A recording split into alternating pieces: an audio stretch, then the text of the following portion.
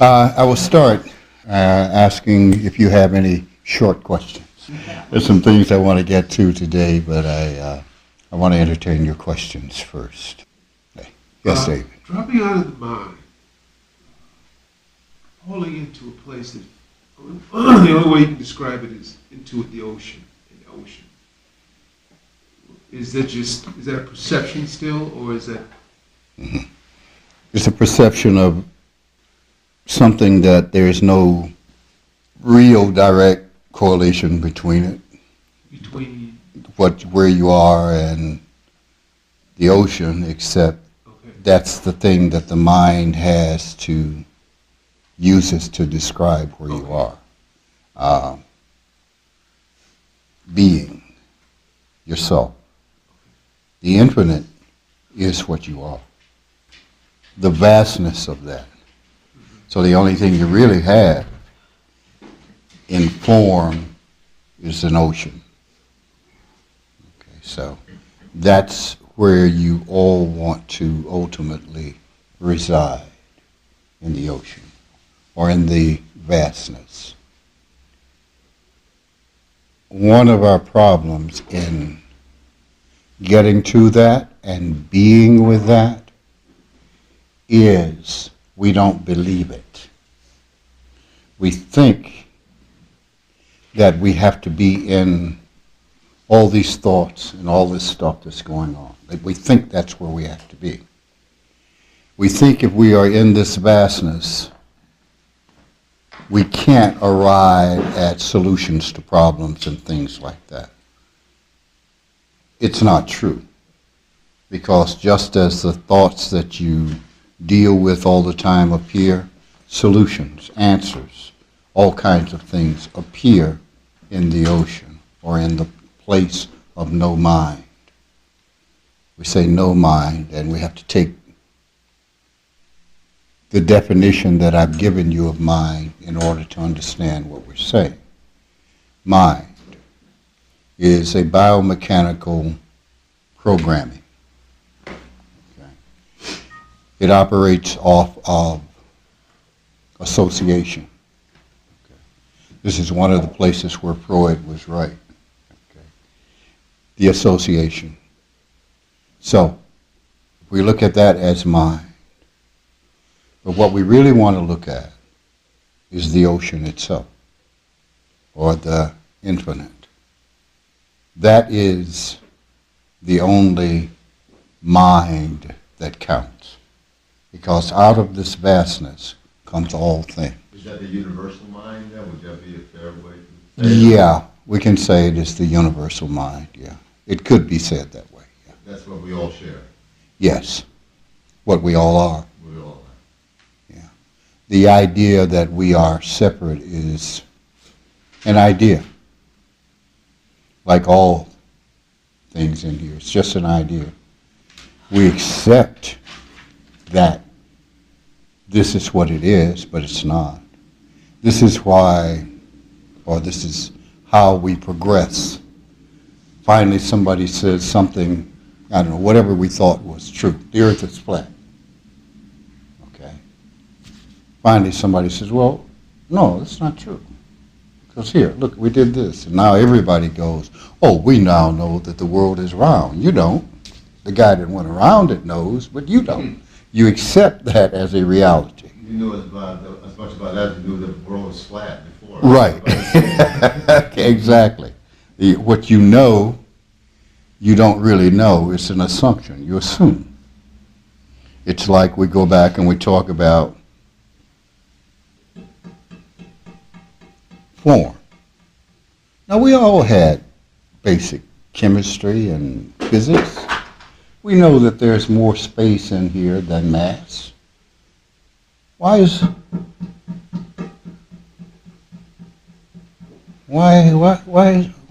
like that? Well, it's like that because that's what you believe. You think it's solid. You are sensing. You're not experiencing as you think you are experiencing. You are sensing, and your senses are telling you, are feeding certain kind of information to you. And you go, oh, solid. But when you come to a place of where you dismiss the ordinary mind and begin to have experiences. I think Tammy was about 10, 12. It started her to meditating when she was about 9, I guess. And one day she walked into the kitchen and was hungry and saw right through the refrigerator door. Well, of course, that was the end of her meditating.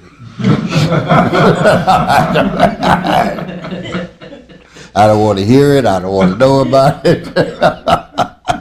So, but that experience relates back to the space, not to the form. Okay. Information like that comes out of the no mind, out of the ocean that you are. The real knowledge, truth. And that's the space. So your mind, the small mind, is going to use whatever image it has to give you information. That is why you always have to be careful in searching for the truth. You can say, it is like.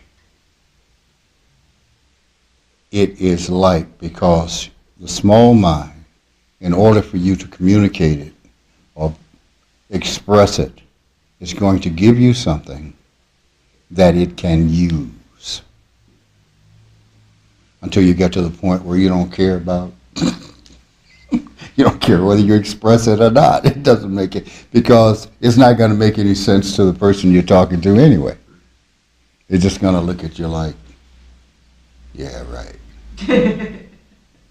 Okay, so.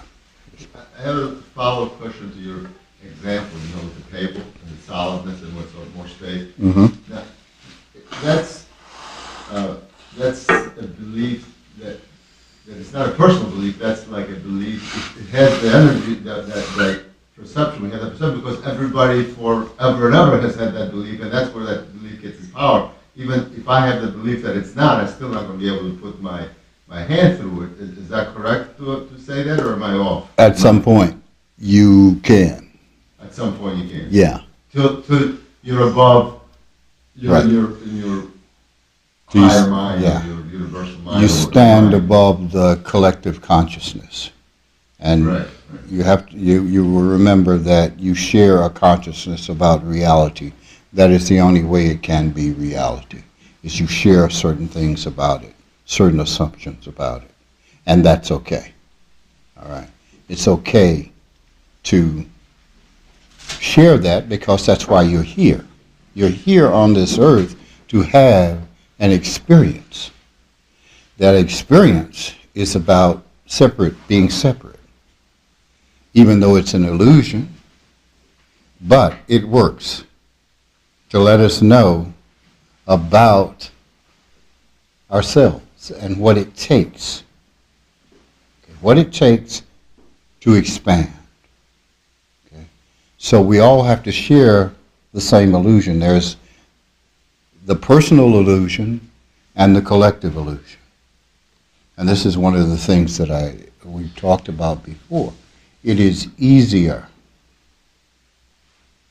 to break through your personal illusions than it is the illusions of reality. And let's remember, there's a difference between reality and truth. Reality, you're looking at it. Truth is a little bit more difficult to see, because it is not a thing. Reality. So, at some point, great pain can cause you to burst your bubble about your personal reality, whether it's emotional or physical. If you look at it, many people who come very close to death, they change. They're changing their personal reality because death let you know about all the BS. Okay? That the game that you've been playing to identify yourself. When it comes to staring death in the face, it's like, whoa, I don't have time for this. No. I'm going to be me, I'm going to be happy. And you find people become happier after that experience. Now, we come to looking at the nature of reality itself. That's a little harder, because we still think of this as out here, as opposed to in here. There's a very simple thing, that if we thought about it years ago when we first learned it back in high school biology or whenever it was, about sight. We think we see out here, but we don't. We see in here. Light bounces from whatever it is that's in front of us, carrying information into the eye, to the brain, which then translates that information. So what you see is not out here, but in here. And this is why you will often make assumptions about something that will only allow you a small part of the truth about it, because you mix those tools with the truth. So what did I see? You can talk to 10 different people about one event and get 10 different, there are lawyers here, right? Okay. You, huh? Yeah. Yeah, good one, We like him anyway. You put 10 different people on the witness stand and you get 10 different answers about the same thing. Yeah, eyewitness testimony is the least reliable. Yeah. This is true. Why? Why? Mixing what they think with what really happened. It's sort of like the tint we all have. We see life outside of us, right? We all have like a certain tint or blind. There's Yeah, it happens in many ways. It happens with sound. Okay, you mix it. I just did that this morning with Risa. She was introduced as Risa. I heard Louisa, because that is most common to my ear. Okay. Not that somebody said it wrong, I heard it wrong. Okay. There was no L-U in front of it. This is what we do. So we have to be very, very careful. That's why I often say, you have to say to a person, I'm sorry, I don't understand. And then listen again, dismiss your starting point and listen to what they're saying to you. Now we're talking about communications. Now we talk about that at the level of presuming that the world is out here. Now once you come to a certain space, you are in here. You hear better. Not flawlessly, but better. Because you still have to have certain tools in order to make it work, to make you understand. Otherwise, it's just nothing. If you've ever considered language, listen to it.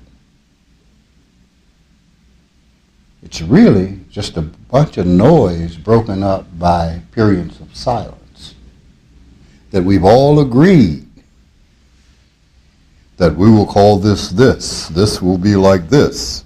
So we've agreed upon that, kind of. And I say kind of. Person from Mississippi talks to a person from Illinois. They're both going, huh? What? What's he saying? Speaking the same basic language, but stretching the word. Well, I don't know. What?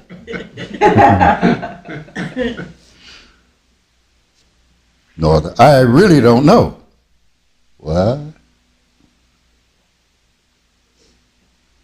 We're hearing it differently. Why? We have to be not so sure. And when you're not so sure, you come closer to the truth. Everybody who's sure remains far away from the truth. I'm sure of this. I've gotten into lately watching shows about crime and how they track down these people using this all this old evidence and DNA and blah, blah, blah, blah. It's really fascinating. There's a guy that they let out of jail after 24 years of being in jail for a rape that they found out that he didn't commit because of the DNA. Mm-hmm. What does the prosecutor say? I don't care, he did it. Well, he's too involved. He's trying to save his butt. Okay? But that's an extreme example of how it works. So we have to be very, very careful. We have to listen carefully. You had your extended hand. Yes. When you talk about something being hard like this, okay, and you're saying belief. Well, if you feel it, what does that have to do with belief? That's a fact. You know what I mean? That's a fact. So then where does the belief come in? Or where is the... You say it's a fact.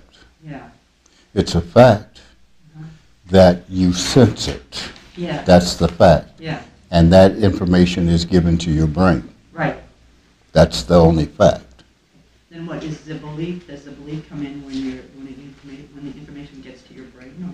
Yes. Okay. You've been conditioned to believe in it that way from birth because you're having experiences that tell you that. This is like in kind. These sensors, these 5 senses, are designed to deal with the world of illusion or the world of biomechanical things.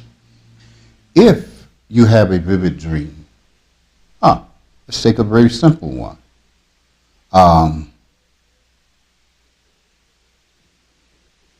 What's the word for dreaming you're having a sexual experience and everything pops off just like the real thing? A wet dream. Wet dream.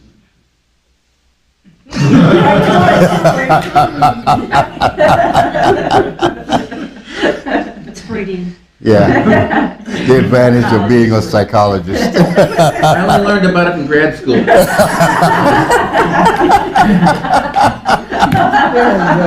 That's good. I like that. That's funny. Now, where is the other person? They're not there. But you have the experience. And it acts. That's the belief. That's how the belief system works. It tells you this is a reality. And your body responds to it.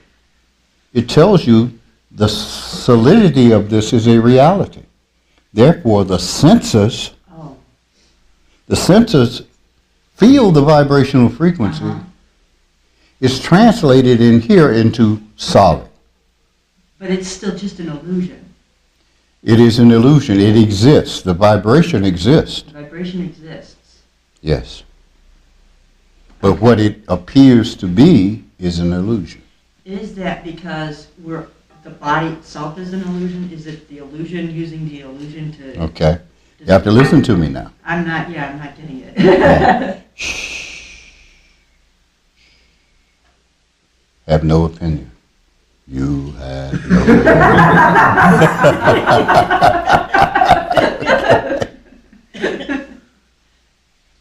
It's made to match so that you can have an experience.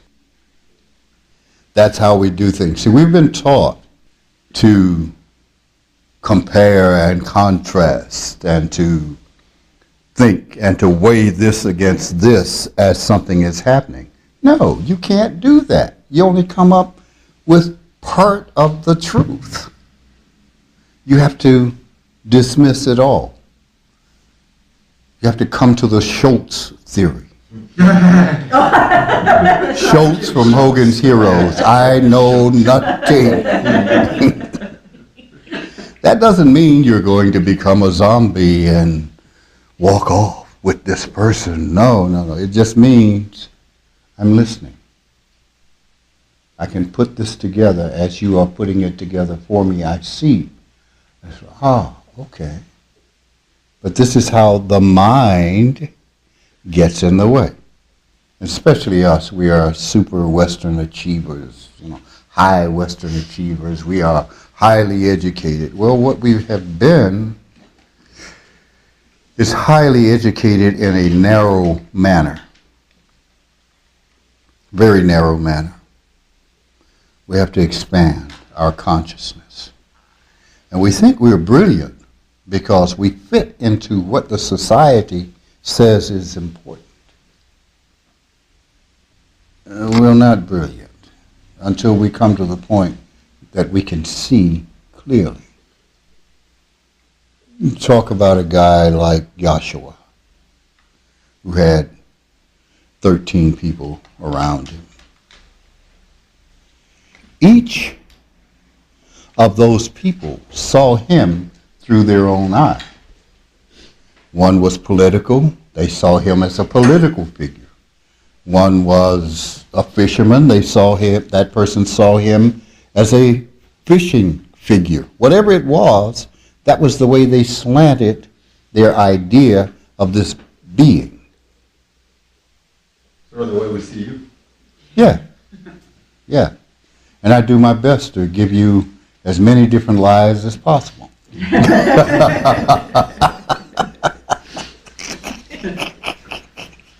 That's a statement. I mean, there are times I go through my periods, okay? I'll go through a period of wearing suits. I'll go through a period of being Afrocentric. I'll go through a period of being gym shoe, whatever. Well, my point is very simple. There is a point. The point is, it doesn't matter. What matters is the content of my being. That's the point. Doesn't matter what I look like. Doesn't matter what I wear. Okay? I've shown up in my orange dress from time to time. Got a big slit up the side. See, there's a point to the whole thing which goes to the Saturday group. The languages, the different manners of communications. The idea is for people to see and to expand the way they see things. I used to, and still am, be very soft in groups of people. But I found I was misunderstood. I was misunderstood by people who had different views. I'd smile. When I was trading at the Merc, some guy said to me one day, "I don't like people who smile all the time, make me think they're a wimp." And I smiled and politely said the F word and what I thought of it. Smiling and softly. Get the point. I'm soft. That doesn't mean. As a matter of fact, I'm quite fond of this. I like the competition. I like the, man, the struggle. That struggle for survival, you know? I spent, I don't know how many years of my life as a martial artist thinking of ways to beat people up. That's what I did every day. I woke up in the morning. Let's see. But because things changed in me, I was no longer vicious and mean-spirited about it, but I still liked it. Liked that competition. In war, there's something exciting about running through a jungle, chasing people and being chased. Something exciting about it. If you take the fear element out, if you let that energy that's fear run, it becomes exciting. It becomes like life. Life is exciting when you don't have all these opinions about it. You know, if you start to step off the curb in front of a car and you be excited. It missed you. Don't be, oh God, car almost hit me. Almost. Only counts in horseshoes and hand grenades. It doesn't count. Feel the excitement. Feel life flow through you. It's giving you that confirmation of life. Wow. How often did you get to feel that? Not very often, because we're walking around living in here. In here. Whatever your story is, you keep telling yourself the same story over and over and over and over and over and over again. Good Lord, shut up! Too much. Question. How long have you been telling yourself that story? How long? Aren't you tired of it? Let's come to the ocean. Come to a new story. Feel something new. Feel alive. Feel the vibration, the natural vibration of yourself. Come to know who you are. Come to know your environment. Come to be. All of the pain that you receive, emotional pain, is because what you think or desire comes against the truth. Now we got pain. Now what do you want to do? I don't know, back a few years ago, 10, 20, I don't know. Could have been yesterday. There was an old saying from martial arts, go with the flow. Go with the flow. If someone strikes at you, don't stand and take it like a man. Go with the flow. Let it come. Accept it. Turn. It goes past you. It's real simple. Go with the flow. But if you stand and take it like a man, you're going to get beat down. Life has that tendency, you know. Bam, bam, bam.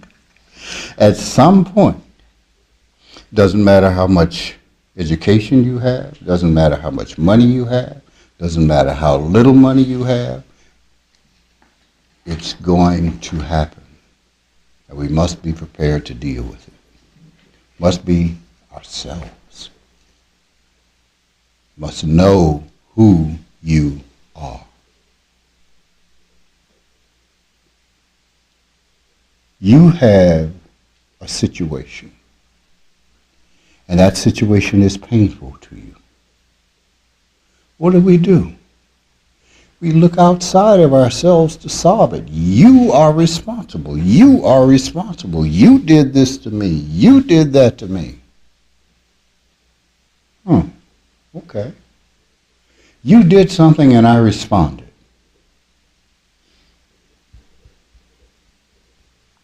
The only way for me to deal with that pain is to deal with the reason, the real reason for it. You and your belief systems. One of the things about this, if you can get past your belief about this, you can get past all other beliefs. This is the hardest one. This is the hardest one. So it's just so difficult to say, well, I've been with this all my life. I mean, you can't tell me that's not real. Said it has a reality. It's not true. There's something behind the reality. That's the point. What is behind it? Why does it hold its shape? Why is that? It's just a bunch of atoms and molecules running around going bzzz. And we know this. We've all had basic high school chemistry. I hope we did. Did you pass? Even if you got a C or a D, somewhere in there, you got the idea of atoms and molecules. They hook together. Well, I don't understand that, but just get the general idea. If the electrons and all that are just kind of in orbits, there's space. Much more space. Just kind of get the idea. You don't have to become an Einstein right away. Tomorrow soon enough. You get the idea. It's like, wow. But what do? We ignore it. Yeah. It is more important to be social. Is it more important to make money? Well, I'm not saying money is not important. Given the way the world is set up, money is important. This is more important. To understand who you are. To understand your place in this universe. To understand how it works. You are much more equipped to deal with something when you understand how it works. Now let's go back to something. A lot of your ideas and things you've had ever since you can remember. Well, I won't belabor the point of your first experience in life is insecurity, birth. Okay? Much of what builds on that insecurity is family. I'm not saying it's good or bad. I'm just saying this is what happens. You start depending on family. Now you take that out into the world. Okay? You take your family into the world. Well, guess what? Everybody else had a family too. Now, the ideas of their family, is that going to agree with your ideas of your family? Hell, you can't agree within your own family. You can't. That's why we're always fighting. Siblings are always banging each other in the head with something one way or the other. Verbally, hammers, shoes, whatever. Now what does this tell us? You have an opinion. What is the truth? What is the truth? How are we going to get along? You see it one way, I see it another. How are we going to get along? We get along when we understand they're all opinions. And opinions are like navels fooled you, didn't I? Everybody has one. Now, what do? I stop. I stop thinking I'm right or wrong, and I listen to you. I come to a point where, well, we're not going to be the same on that. Oh, okay. That's okay. Then you do it like you do it. I do it like I do it. We come together where we both do it alike. And that's cool. But because of our insecurities, I want you to give me this because I love you. No. You want me to do that because you're insecure. And you want support from outside of yourself, which was given to you by your family as they cultivated you. Okay? Comes a time when the child must throw off the training wheels and stand alone. Stand alone. Stand alone. There's no rational way through that. At some point, you just have to stand up and do it. You can't be ready. How are you going to be ready for something you've never done? You stand up and you get ready by the experience that you are having. And you deal with it. You deal with it. You deal with it. And you change. Will it ultimately leave you alone? Yes. Because you have always been alone. You just didn't know it. You were trying to make everybody else fit your picture of the world. That's why you were having all the problems. You were alone and were denying the fact that you were alone. And they are not playing the game with you as you want it played. So what is the solution?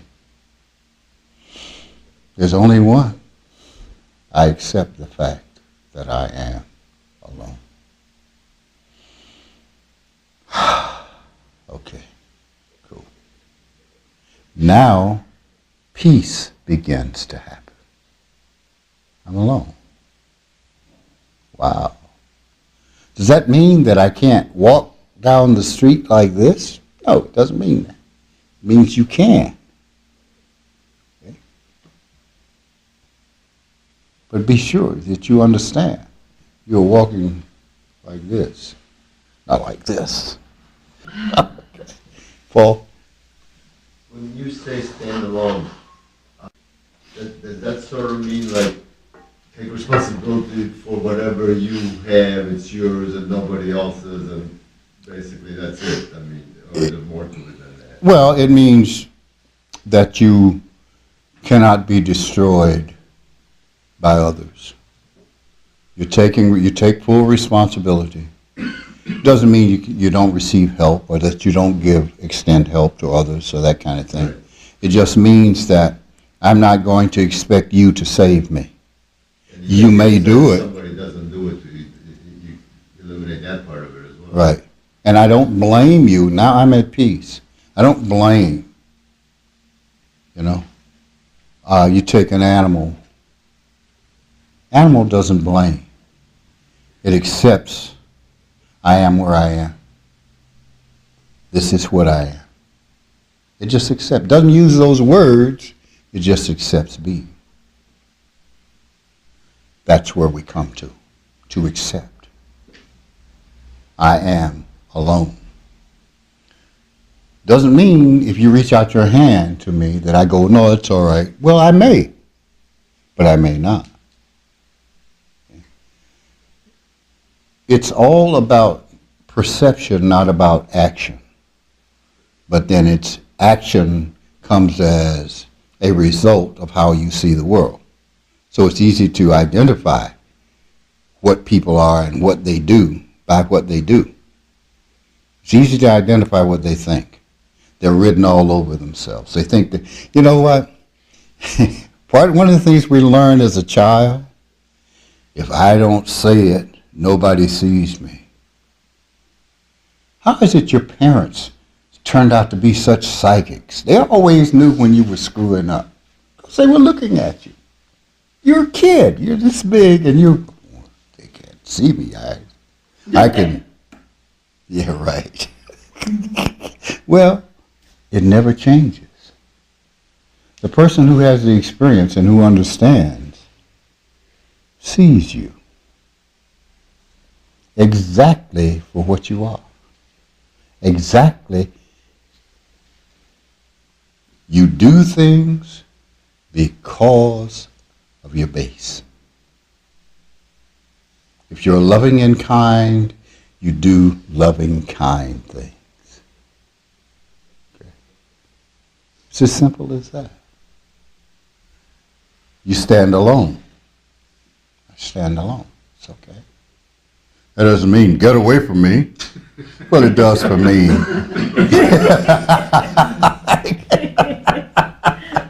Get away. I'm a crotchety old man. Leave me alone. Yeah, so it is coming to these things that gives us peace. Now, a person will say, well, I don't believe all that's relative. Look at your life. You don't have to believe it. Look at your life. How much pain, how much disappointment do you have? It's simple. When the reality meets my opinion, and they don't go together, there's friction. I have to stop and say, well, wait a minute, why is it all my life I've had this kind of problem with people? Could it be that you're trying to fit them into your world, and they're trying to fit you into their world, and neither of you fit in the other one's world? You know, if we had two circles,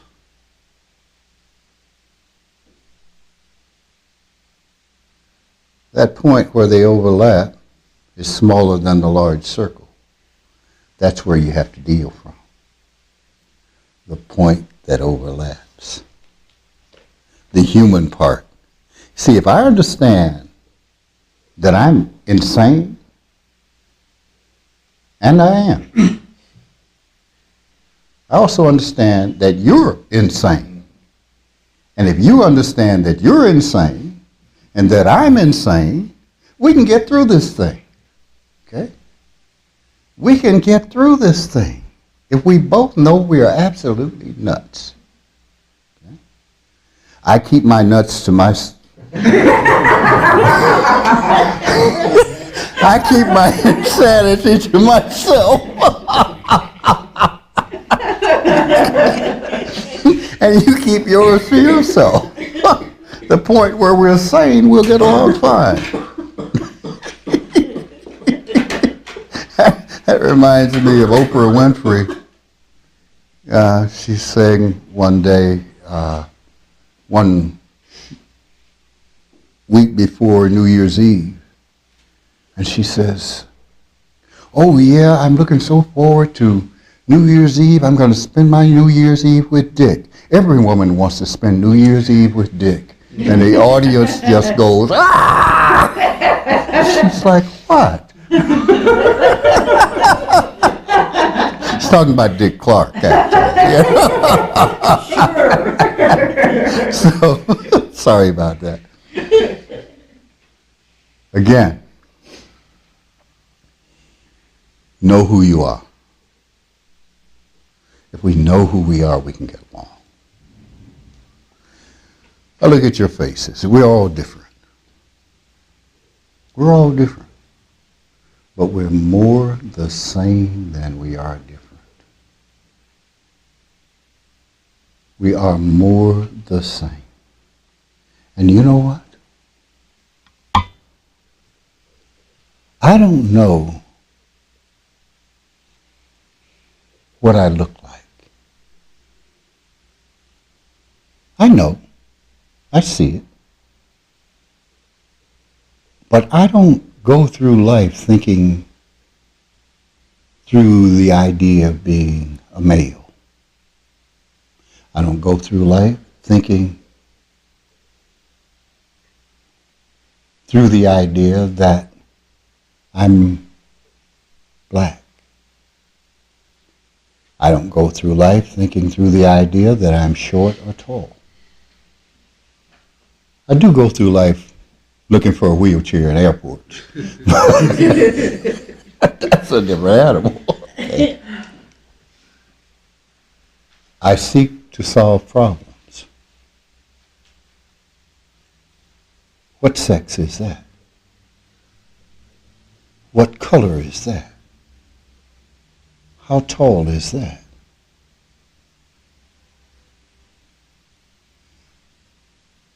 I know you because I know me. We all came to be what we are by reason of the same process.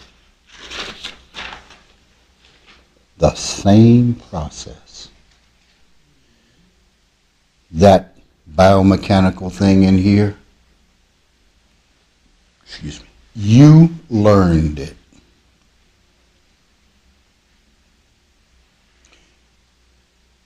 We have limited experiences sometimes in our life. Sometimes in our lives we share only,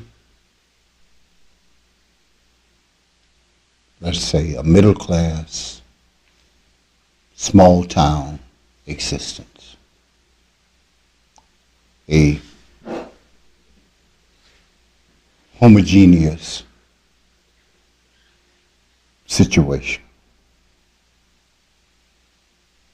We move outside of that into life. We carry that into life. You think you're going to have some problems? You are. Because you're going to meet people out there who do not think like you think. Now, that can be small town USA. It can be Chicago, Illinois. It can be the west side, the north side, the south side. Doesn't matter. It can be America and is America. Notice Americans in other countries. It's not real good, for the most part. I remember being in, I think it was Italy. I said, where are you from? I said, America. She couldn't be. What do you mean? You don't act like an American. You're not arrogant. Oh, okay. Well, I am. Wherever we are, we have to let what we think we know fall. And not judge somebody else. See it. Wow. When I say not judge them, you know, if they're beating people over the head in the street, you see that, okay? But it is to prejudge. I'm right, you're wrong. See, I have to know why are you beating him over the head? When I was being discharged from the military, they came into the hospital where I was and wanted me to re-enlist. It's like, are you out of your damn mind? No, don't call and don't write. I'll call you.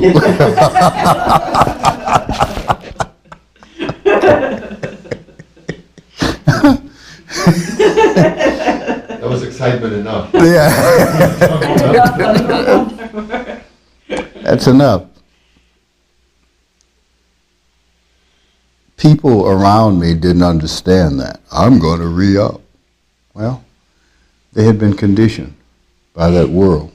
I never bought the whole package. I never bought the whole deal. Some did. Okay? And they stayed within that framework of thinking. You have to move outside of it. Whatever it is. That's the idea of being alive for longer and longer periods. You learn.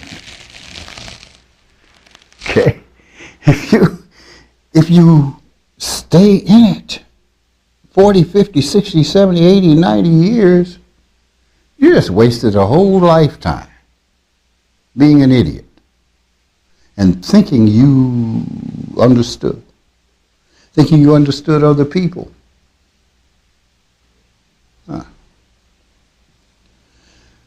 By learning other things, expanding our consciousness, we become more acceptant. Expanding our consciousness from the idea of a child to an adult. Emotionally, we go from a child to an adult. There's no in between. That little child is still running around inside of you and makes all these determinations. To awaken to oneself, you become an adult, a real adult. It takes you outside the common human experience. The common human experience. There are certain things that you don't want to do anymore. Like when you go to junior high, there's certain things that you don't want to do that you did in kindergarten or in grade school. You go to high school, there's certain things that you don't want to do anymore. You go to college, you go to university. There's certain things that you don't want to do anymore. If you are at college level, you look weird. Well, you look like Michael Jackson if all your friends are 10 years old. You're 40 and they're 10. There's something wrong with this picture. Okay? We grow. Now, the mass of humanity has one level,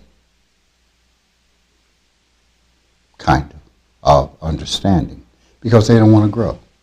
Now you take this trip, and the more you grow in this trip, the more peace you find. The more use of your intelligence you find. The more love you find. You keep going. Yes, you're going to find yourself outside the norm. Okay? The one thing that's great about it, when you find out there's only one of us, you'll never be alone again. Now you have to, in order to understand that, you have to go on the trip. You have to go on the trip. Yes, there are certain ways in which you won't deal with your fellow human beings anymore. There are. But those ways are foolish. Just because you grew up. You grow up and you grow out of it. And it no longer turns you on at a certain level of understanding. But when we don't grow past that, that doesn't make any sense. We grow. Coming to godliness, coming to one, being one, you will no longer behave in certain ways. So yes, it will put you separate. And that will be okay. It's okay. It's all right. You don't need anyone to validate you. I know we say that. Well, I don't need a man or a woman to validate me. Yeah, right. Until you really come through that, that's just talk. We try to make it real. But really coming through it, it is real. There's no decision to make. It's just the nature of my life. Now, I have many other things to contribute to my life, aside from someone making me feel good. And truth is, no one can make you feel good anyway. Only you. Only you can do it. Oh, he just makes me feel so good. Why you want to turn that over to some guy? Why you want to do that?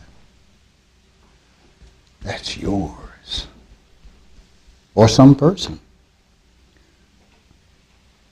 We can't explain it because it is a matter of the conditioning of family. I'm not saying family is bad. I'm not saying it's good. I'm saying it conditions you in certain ways. You have to overcome the conditioning. And that doesn't mean you won't turn around and condition your child. You have to. You can't let them just be buck wild. They're going to be conditioned anyway. You have to help them and prepare them to live in a society. But yet give them the tools to transcend the society as they move. That's all you can do.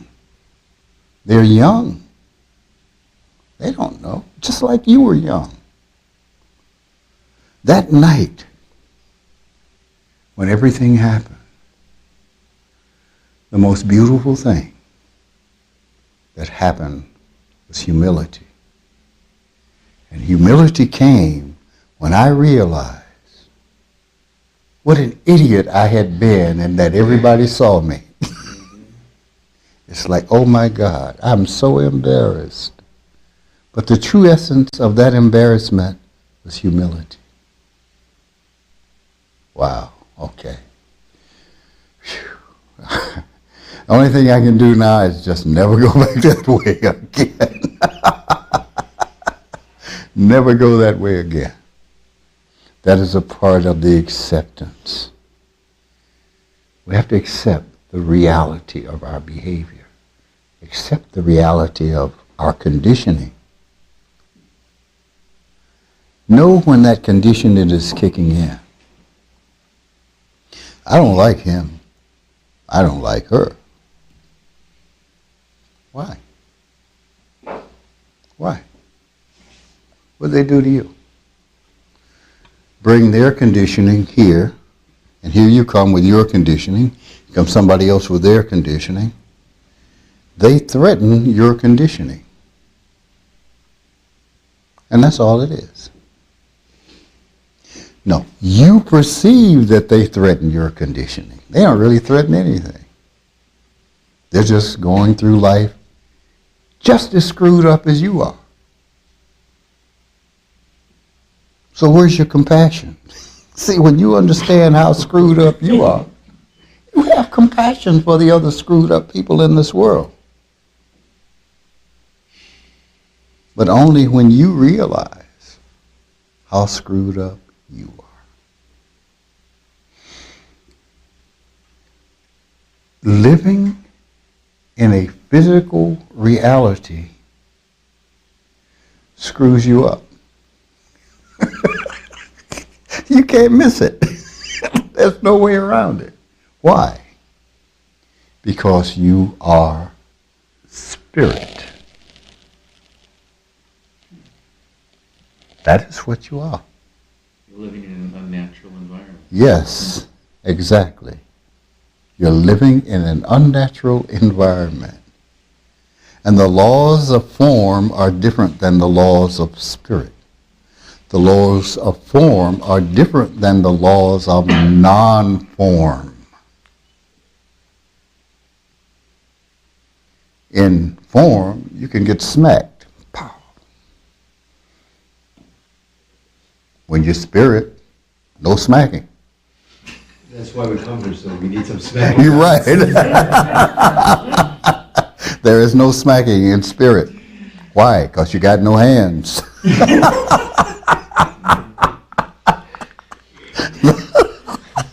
The laws are different.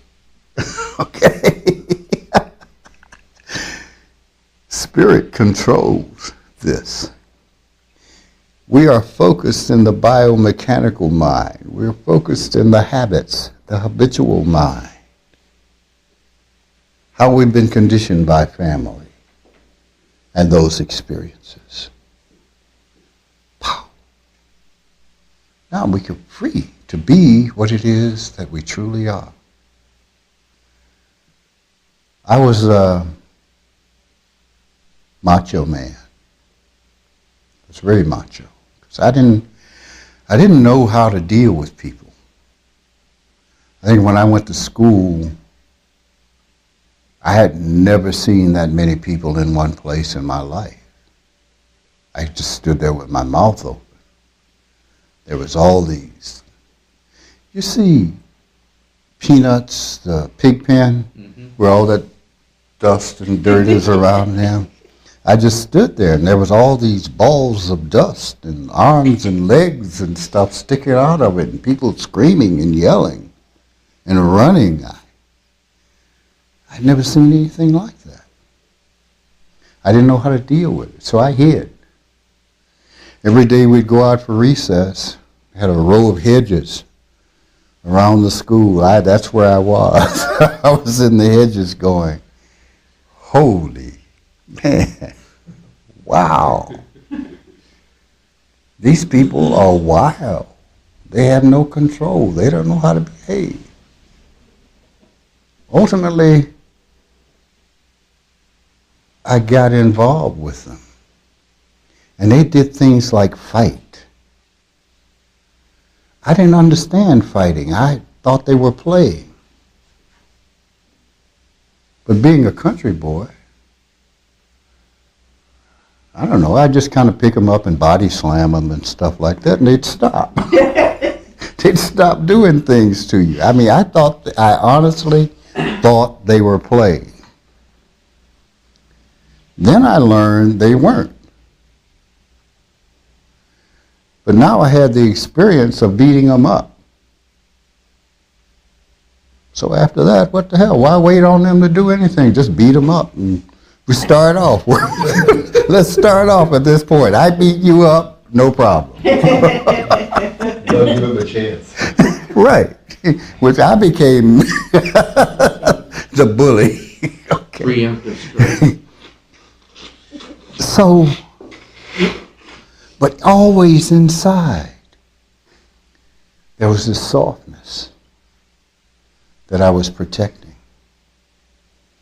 I was always 30 seconds away from tears, but you couldn't let anybody see that. You couldn't let them see it because they would take advantage of it. That's what I thought. So what we're talking about is the growth of an idea structure. I learned I could beat up people who were bigger than me. So I went out for football. He said, why don't you, come on, play, you can play. I don't know. Like, wow, look at them beating people up out there. I said, I can do that and they won't put me in jail or anything? They won't expel me from school? No. Cool. Let's beat them up. So the whole idea grew. Not to mention the environment of racism in Mississippi in that time. The anger, everything grew. Now I'm macho. Wherever I go, I'm on guard. That evening, that night of awakening, I realized that was killing me. That stress of carrying that around was killing me. It was always like this. I was never happy. I was a mean, contemptible human being. Fight. That's what I knew. I studied martial arts. Everybody, oh, did you get the Zen philosophy? No. I studied martial art because there was a guy I wanted to kill, but I didn't want anybody to know how I did it. And I understood that they had secret techniques you could, and the guy would fall dead 2 days later. I wanted to learn that. So I could walk by him and go, see you in 2 days. Or not. Because I want to watch this. That's why I started. There was no Zen, no media. I could care less. All I wanted to do was beat people up. That's what I wanted to do. But there was always this emptiness. After the Nationals, I'm standing there and they hold my hand up. Champion. I almost broke down and cried. Because nothing was different. I was still angry. I was still miserable. The championship didn't mean anything. Nothing changed. The night and seeing myself and accepting myself. Letting go. Taking the risk. I'm going to be happy. I feel the joy in my being. I'm going to be happy and I don't care what. Nothing is going to ever make me that miserable again. Now I'm in control. This is my life. This life does not belong to the public domain. It's mine. I am in control. Wow. But they may do something to you. Yes, they may. Doesn't make any difference whether I'm angry or happy. They may do something to me. So I choose happy. Choose to let it be okay. Let my life be okay. I choose to stand and die. I choose. It is my choice. If I have to confront you and you got on your little pointy hat that matches that little pointy head, go. And that's what we will do. Something I found. And when you do that, people back up. Yeah, there are some that will still come. But then you don't have to worry about that. You don't have to worry about anything because you're looking directly at what is in front of you. You see. And you're at peace. Being angry, being depressed, doesn't solve anything. It just makes you angry and depressed. Makes you a miserable human being to be around. Like, oh, I think I better just stop. Let go. Relax that body. Beautiful thing about death, it teaches you how to live. When you know, you are going to die. No if, and, buts, or maybes. You're going to die. When you know that, then you come to live. You want to live in what is true, because what is true causes you no friction. And then comes the question of, is there life after death? You will want to resolve that because you're now looking at death. I say to you, there is no life after death.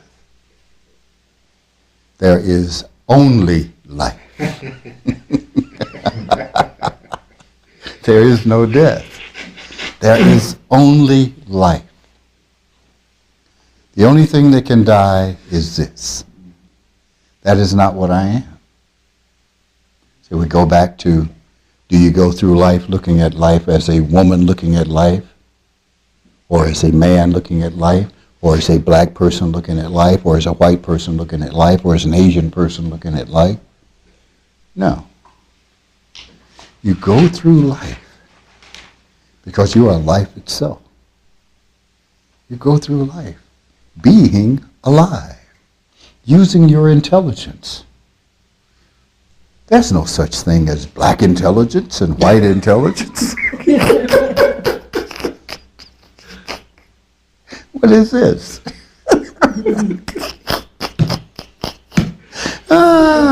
There's black stupidity and white stupidity and yellow stupidity.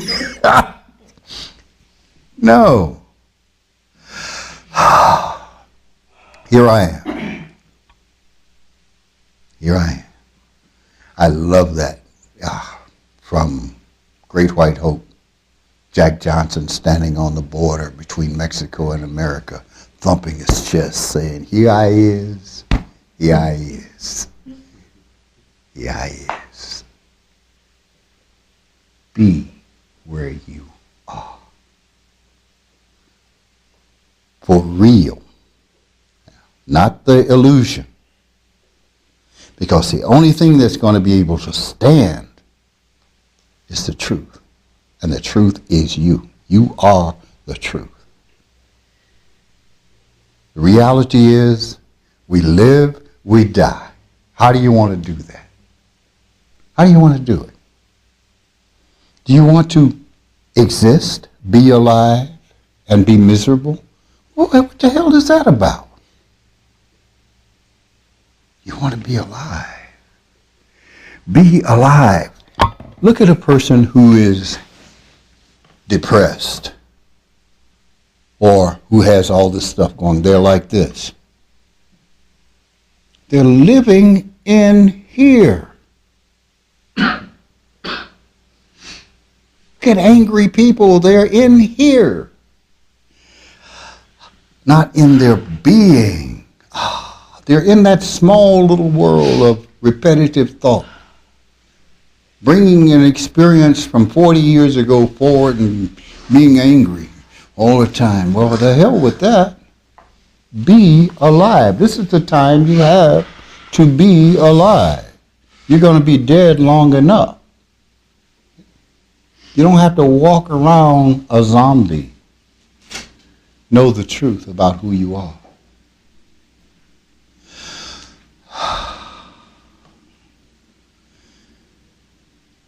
I'm going to ask you to close your eyes. I'm going to ask you to put your attention below your navel. Not that far. Just below your navel. Relax that area. Just relax and breathe. Let that good feeling just come up in you. Just will. Feel it. Relax. Just relax.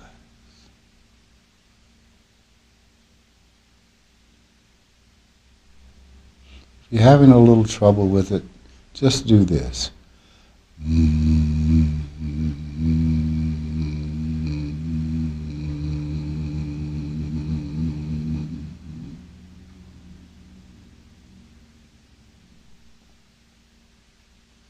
All right, open your eyes. Do you feel that? Feel that good energy starting to come up from here? It starts to rise. You just feel happy. It just feels like smiling. If you didn't get it, play with the get it down in there. Starts to tingle a little bit and tickle a little bit. When it starts to tingle a little bit, feel it. Relax. Let it rise in your body. You don't need a reason to be happy. If you wait on a reason, you will never, ever be happy. Just be happy. Be happy. There's no reason to be otherwise. Well, people will do things to you. Then happily kick their butt. Happy, happy, happy. You know? Yeah, I'm just so happy you made me do this to you. It's an interesting thing I found, that when confronted, if you have a happy look on your face and you don't back up, they get worried. Yeah. As a guy told me once, he said, why didn't you, he had been messing with me for a while. Yeah.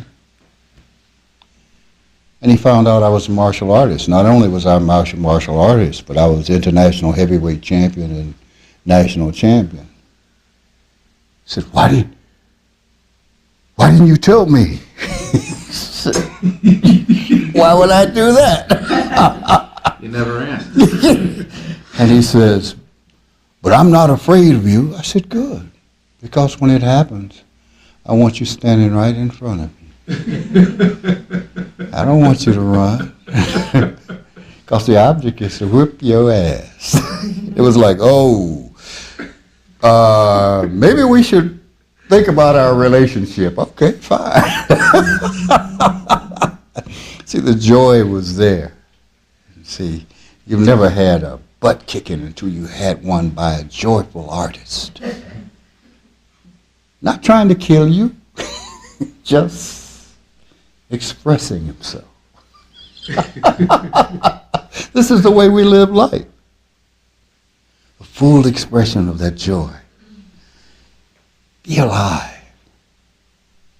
What the hell is all this about? She left me. He left me. Oh. So, is it the first time? Probably won't be the last. You don't change your attitude. It's okay. It's all right. That's not, yeah, you can miss someone. Yes. But that shouldn't, or something. But that shouldn't destroy you. Be happy. Be happy. Did they make you happy? Then be happy for having met them. If they were good and you had a good time in the beginning, you're happy for that. If they turn into a jerk and they're leaving, be happy for that. Be happy. Feel. The main thing is feeling. But now, you must know this. As good as you can feel that bad. They go together.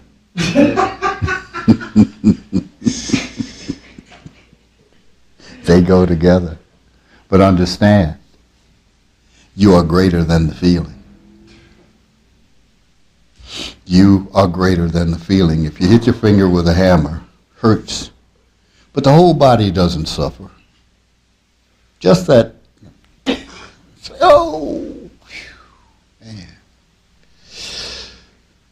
Okay. Find that joy even in your pain, because they are two ends of the same thing. You can only feel to the degree that you feel joy or pain. We like to try and not feel it. No, you must feel it, because, some of the pain keeps us in control. If you think about it. You think about a woman that was killed a couple of days ago. It's a very painful thing. Father was assassinated, son's assassinated, she's assassinated. Man, you got to feel that pain. That pain keeps you in check when it comes to dealing with other people. I don't want to do that. I don't want that to happen, because I don't want anybody to feel that. It all serves a purpose. This is life. Everything in it. Everything in it. You use all of it. It's like when I was a kid down south. Among black people, we used to say about a hog, you use everything except the oink. Okay? You eat everything but the oink. Okay, so here, everything but the oink. This whole thing. Love. Peace. If you truly want peace, you must stop disturbing your peace. You stop, because they aren't going to stop. They're going to do what they're going to do. They're bringing with them whatever it is they're bringing with them. If you understand that you have to get through it, then you understand they have to get through it, and whatever they do is what they need to do to get through it. But here, between us, you must be doing something to get through it. You can't be here and not do something. Can't do it. Because I will ask you to go somewhere else. Nothing personal. It's just about work. About doing it. See, here I don't have time to debate it. I don't have time to debate the issue. Here, we're talking about unlearning, which is a much more difficult task. Unlearning what you already think you know in order to see purely what you really are. It's difficult. So if we're not going to do that, it's like, well, you should be someplace else. Because I won't deal with the debate. I'm going to say, this is good. You say, well, explain to me. I said, no, I'm not going to explain to you. Drink it. Because that's the only way you're going to know. Well, I want to debate. Get the hell out. This is no debate. What did I say? Do and know for yourself. It's this kind of party. The point is, the most important thing is doing for yourself, finding out for yourself. This is just conversation, with the exception of the technique that was given. It's just conversation. Say, think about this. Think about this. Think about this. It's an exercise in logic. Think. If this is not true, you got to go, you got to have a thought. Now you got to go, whoa, wait, hold it. That's right. What's the reality of this? What is this? We don't do that. We need to.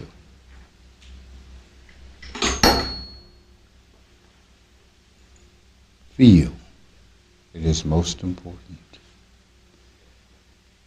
Even when you feel the energy pulling you down,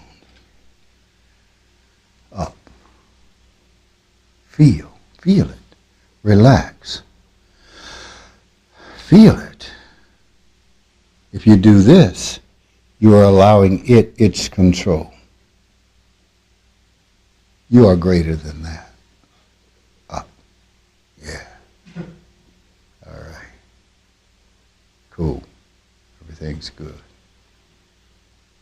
I'd like to thank you for your time. Enjoy. Peace.